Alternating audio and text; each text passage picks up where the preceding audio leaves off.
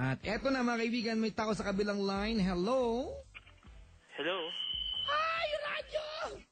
Ay, sorry. Okay, patay po yung radyo para hindi tayo mag-away ng walang dahilan. Okay, malayo na, Papa Jack. Ano po? Malayo na. Sige pa, nasaan ka na, banda?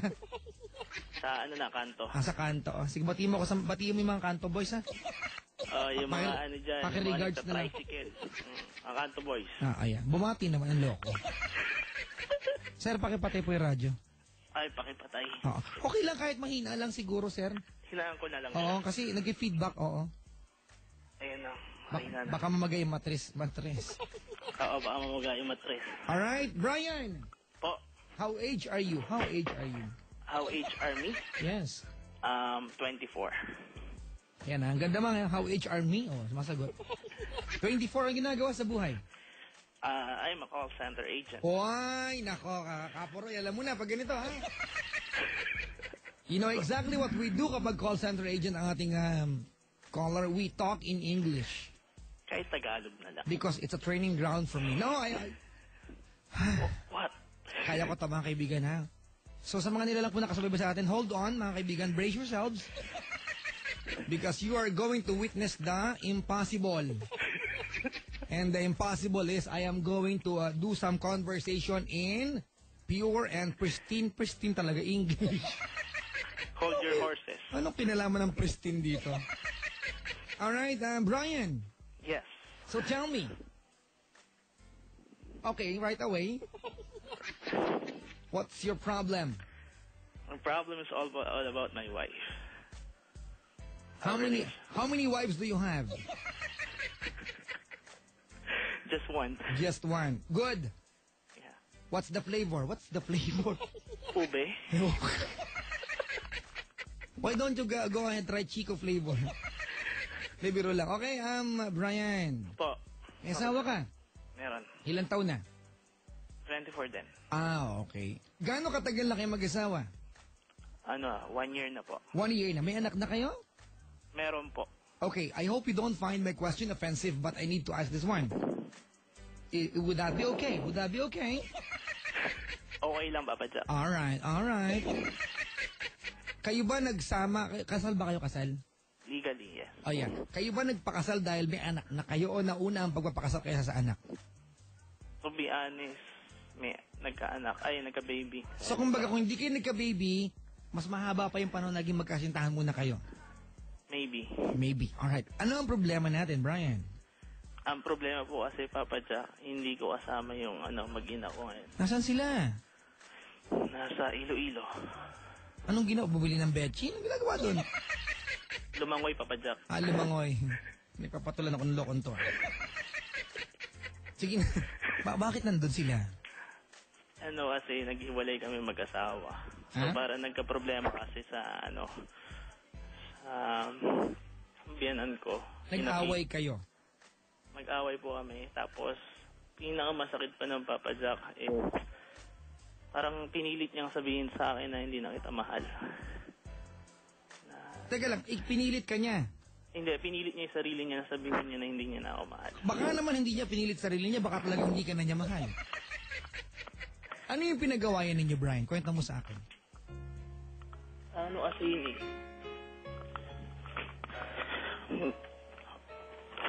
yun pinagawayan kasi namin yung sabi niya kasi sa ugali ko daw, hindi daw hindi daw ako magkasundo, lagi kami nag-aaway.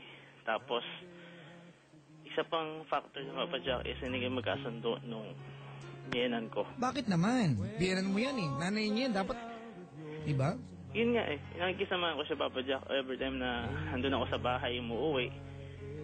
Yung nagmamano, yung pagrespeto, diba? Bigyan natin sa kanya. Tapos ang masakit pa niya, pinapili nila sa uli yung anak nila kung anino sasama.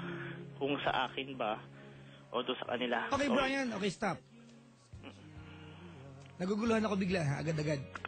Okay. Ang sinasabi mo sa akin dito kasi, pinapili nung magulang nung girl, nung asawa mo. Alright? Yung anak nila kung sino ang sasamahan.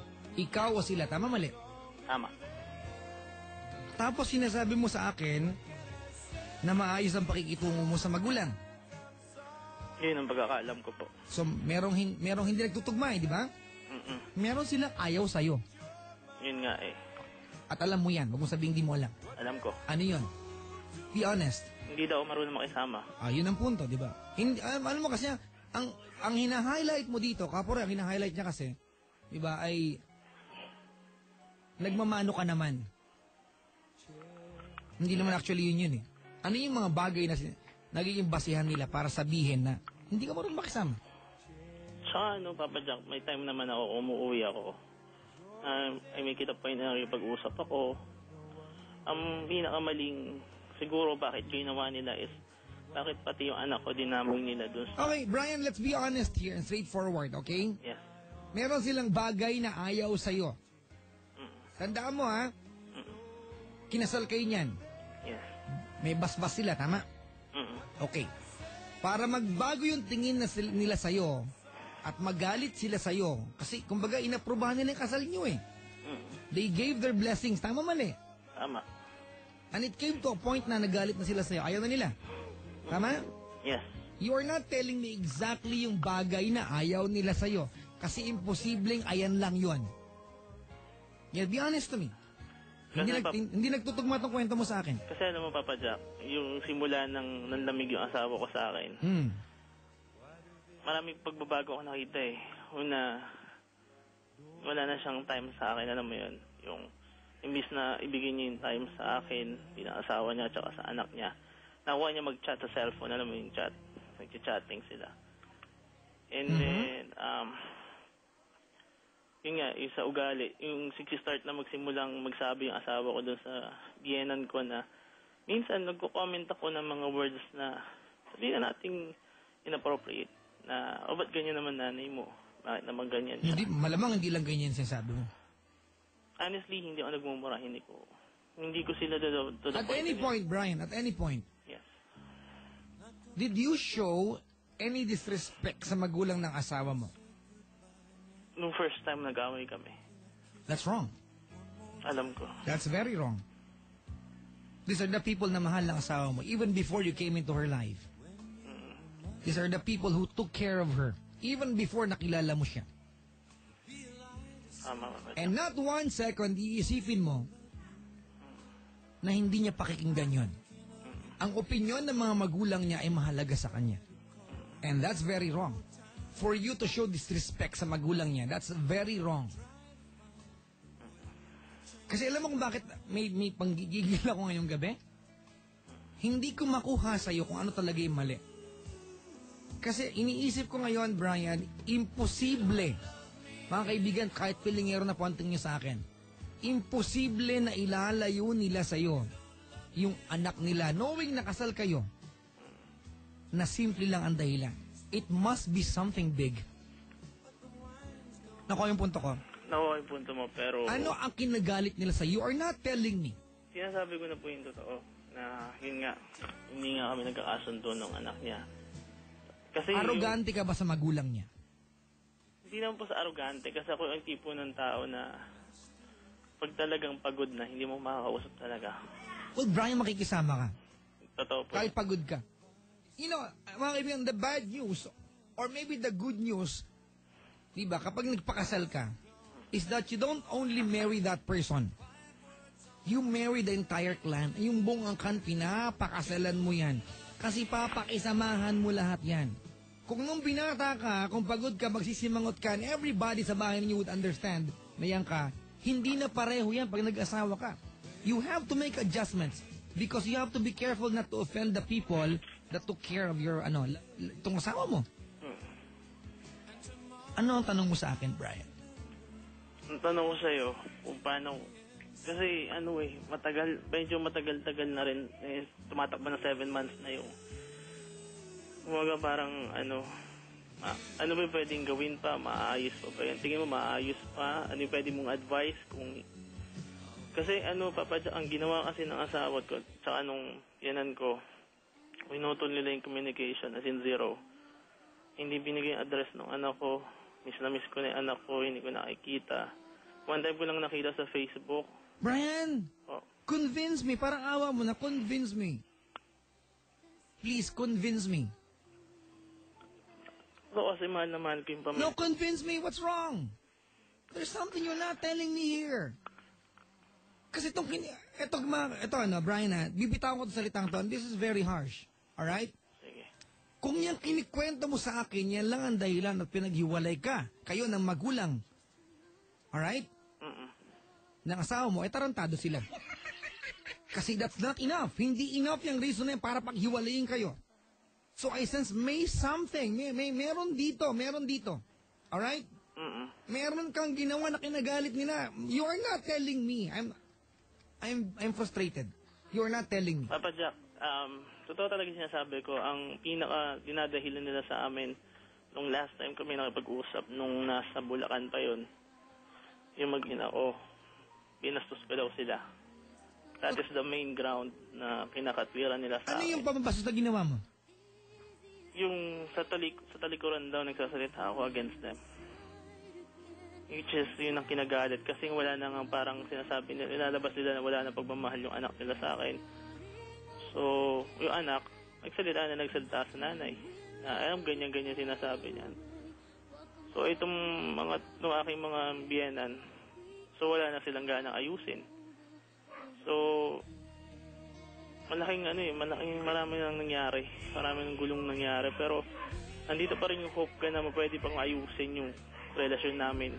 Okay, Brian, ikaw magsabi sa akin, ha? Po. Ikaw magsabi sa akin. Yes. Ano yung dapat gawin ni Brian para muling mabuo yung family niya? Ikaw magsabi sa akin. Siguro naisip ko, Papa Jack, kung talagang zero, gagawa talaga ng paraan kung paano sila abutin nila. In 7 months, ngayon ka nakakapag-isip-isip?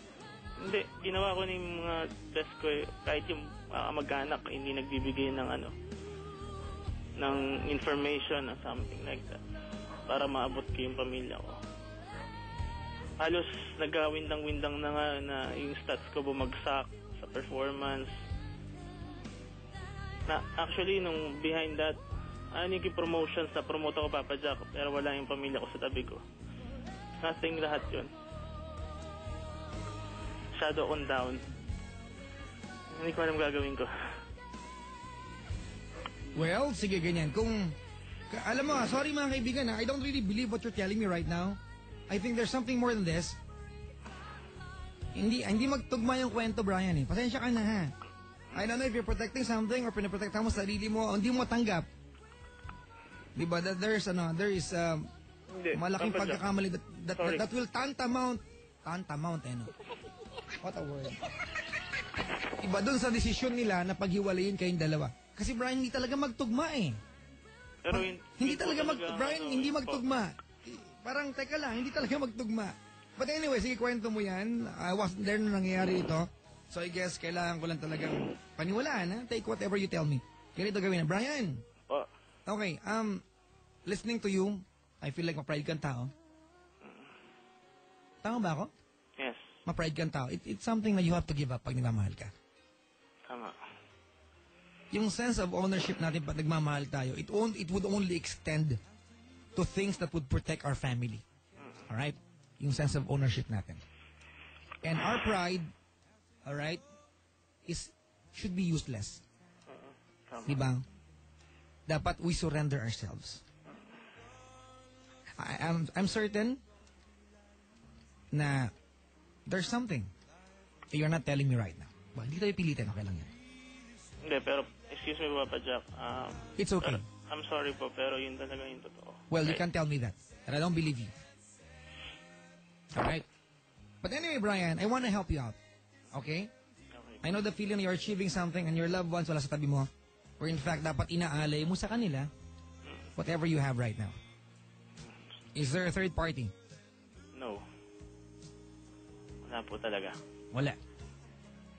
Hindi ko sinaktan ang asawa ko kahit alam niyo gigil na ako sa ugali niya. Isa-summarize ko tong kwento mo, ha? Okay? Walang third party, tama? Tama po. Yung asawa mo, yung third party, wala. Yun lang po, hindi ko alam. Kasi nag-start na siya don't give me a blank answer. Yes or no. Doon sa pagkakaalam mo. Feeling ko meron. Feeling mo meron? So, pwedeng yun ang dahilan? Maaari. Maaari. How do you feel?